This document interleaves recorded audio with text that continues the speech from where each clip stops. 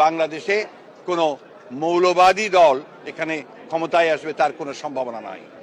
বাংলাদেশের 52 বছরের ইতিহাসে দেখা গেছে যে কখনোই কোনো মৌলবাদী দল তারা ক্ষমতায় আসতে পারেনি, বরঞ্চ তাদের যে শক্তি সেই শক্তি দিন দিন ক্ষীয়মান হয়ে এসেছে।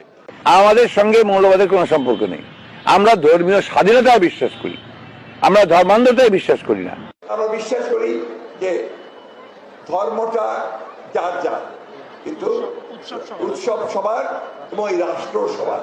এবং যে কথা উনি বলেছেন যে ধর্ম যার যার, উৎসব সবার। আমি আমার শৈশবে আমি এই পূজা মণ্ডপের নাটকও করেছি। আমি আমার শৈশবে আমার বন্ধু বান্ধবদের সঙ্গে নিয়ে আমি বিজয়ার আনন্দ উপভোগ করেছি। এটা আমার শৈশব কৈশোর, আমার যে চেতনা, সেই চেতনার মধ্যে আমি এটাকে লালন করি।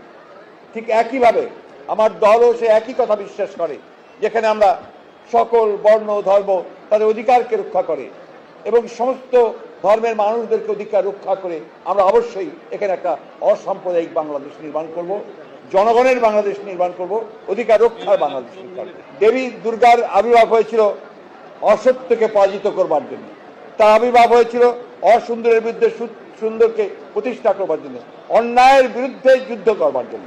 আজকে আমাদেরকে সেই একইভাবে অন্যায়ের বিরুদ্ধে যুদ্ধ করে, অসুন্দরের বিরুদ্ধে যুদ্ধ করে, অসত্যের বিরুদ্ধে যুদ্ধ